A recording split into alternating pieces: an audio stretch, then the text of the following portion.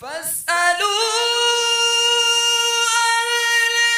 الذكر إن كنتم لا تعلمون۔ تو اے لوگو علم والوں سے پوچھو اگر تمہیں علم نہ ہو۔ صلوا علی الحبیب صلی اللہ علی محمد صلی اللہ علیہ وسلم۔ الحمدللہ رب العالمین والصلاة والسلام علی سید الانبیاء والمرسلین، اما بعد فاعوذ باللہ من الشیطان الرجیم، بسم اللہ الرحمن الرحیم، الصلاة والسلام علیکہ یا رسول اللہ وعلی آلک وصحابک یا حبیب اللہ۔ للہ ما فی السماوات وما فی الارض وَإِن تُبْدُوا مَا فِي أَنفُسِكُمْ أَوْ تُخْفُوهُ يُحَاسِبْكُم بِهِ اللَّهُ سبحان اللہ فَيَغْفِرُ لِمَن يَشَاءُ وَيُعَذِّبُ مَن يَشَاءُ وَاللَّهُ عَلَى كُلِّ شَيْءٍ قَدِيرٌ۔ اللہ ہی کافی ہے،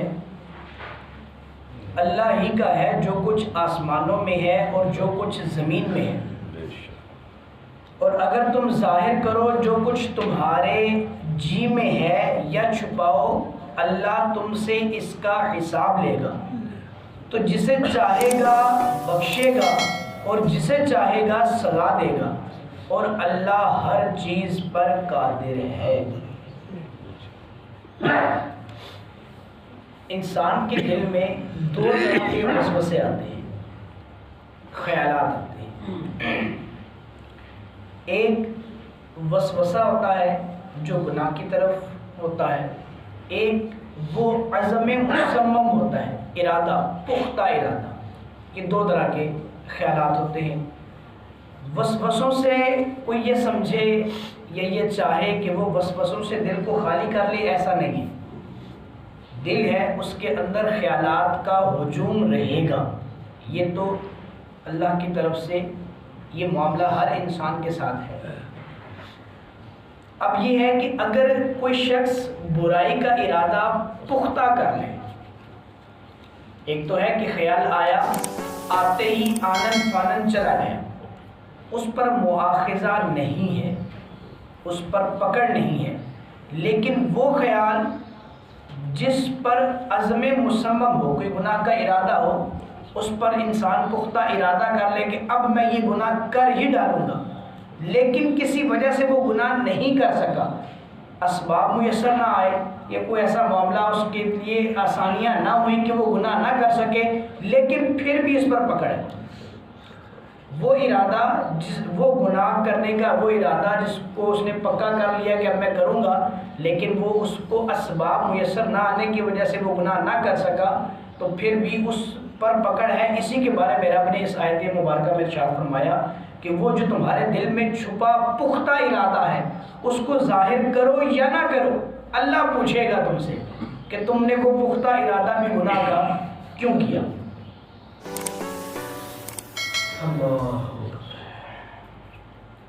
حضور جان عالم علیہ السلام کی حدیث ہے، بخاری و مسلم کے اندر ہے کہ میری امت کے دلوں میں جو وسوسے آتے ہیں، اللہ تعالیٰ ان سے تجاوز فرماتا ہے جب تک وہ انہیں عمل میں نہ لائیں یا انہیں اپنے کلام میں نہ لائیں۔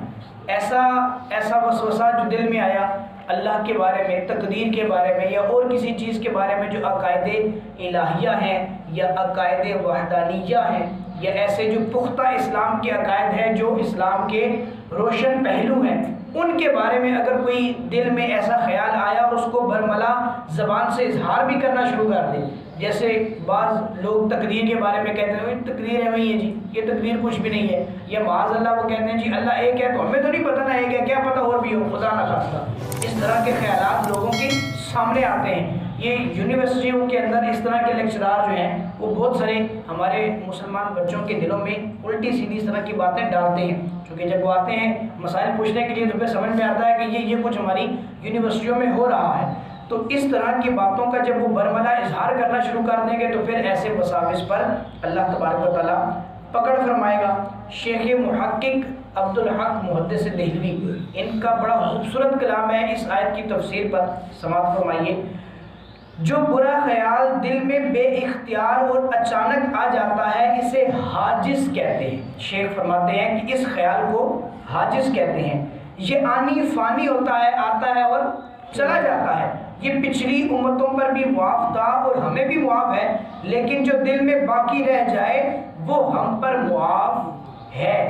ایسا جو ارادہ آئے اس پر عمل کرنے کا ارادہ نہیں کیا لیکن وہ دل میں رہ گیا، ایک تو چلا گیا ایک رہ گیا، یہ بھی ہمیں معاف ہے، ٹھیک ہے۔ لیکن یہ والا خیال پچھلی امتوں پر معاف نہیں تھا، اور اگر اس برے خیال کے ساتھ دل میں لذت اور خوشی پیدا ہو تو اسے ہم کہتے ہیں۔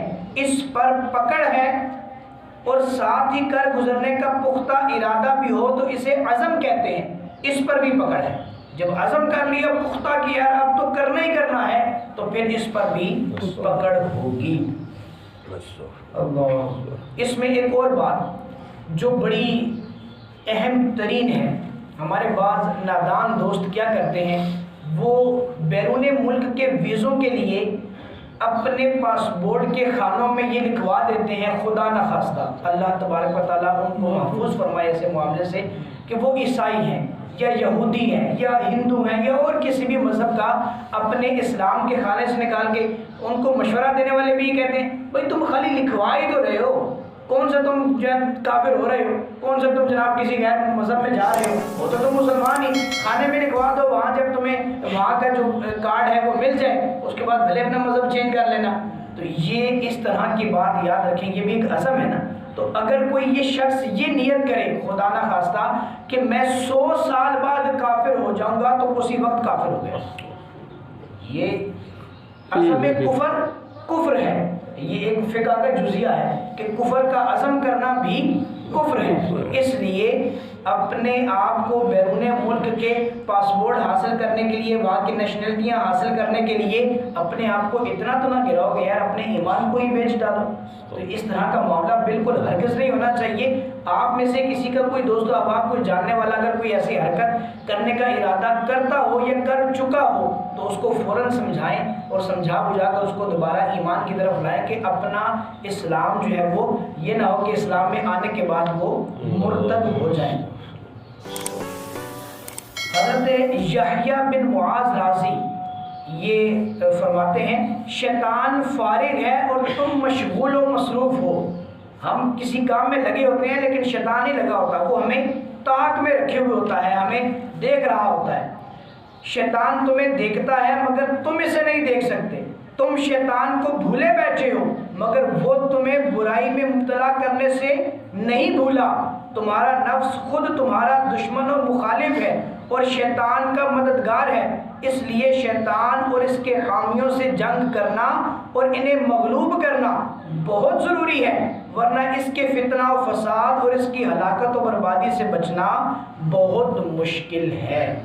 یہ ایک خاص قسم کی آیت ہے، اور یہاں سے چند چیزیں ایسی ہیں اس رکوع کے تعلق سے کہ حضور جل عالم علیہ السلام نے فرمایا کہ ان سے کسی نے پوچھا کہ آپ کون سی ایسی چیز ہے جو آپ اپنی امت تک خصوصیت کے ساتھ پہنچانا چاہیں گے، تو حضور نے فرمایا کہ میں سورہ بقرہ کا یہ آخری رکوع اپنی امت کے پاس خصوصیت کے ساتھ پہنچانا چاہوں گا۔ اس رکوع کے اندر بہت ساری اہم معاملات ہیں، جیسے وسوسے کے تعلق سے ابھی اس میں ایک بہت ہی جامع گفتگو ہوئی، ایسے ہی اس آگے آنے والی آیات میں بہت ہی خوبصورت گفتگو۔ قرآن سارے کا سارا خوبصورت ہے لیکن بعض چیزیں جو ہیں وہ بڑی تعلق رکھتی ہیں ہماری زندگی کے معاملات کے ساتھ اور ان کے اندر بڑی گہرائی ہوتی ہے، تو اسی لیے آج میں نے تفصیل بھی تھوڑی سی زیادہ بیان کی تاکہ ہم ان باتوں کو سمجھ سکیں۔ اللہ مجھے اور آپ کو ان تمام باتوں پر عمل کرنے کی توفیق عطا فرمائے، شیطان کے مکر و فریب سے ہمیشہ بچنے کی توفیق عطا فرمائے، اور ہمیں ایسی قوت اپنے رب کی طرف سے عطا ہو جائے کہ ہم شیطان کی چالوں سے مطلع ہو کر اس سے بچنے کی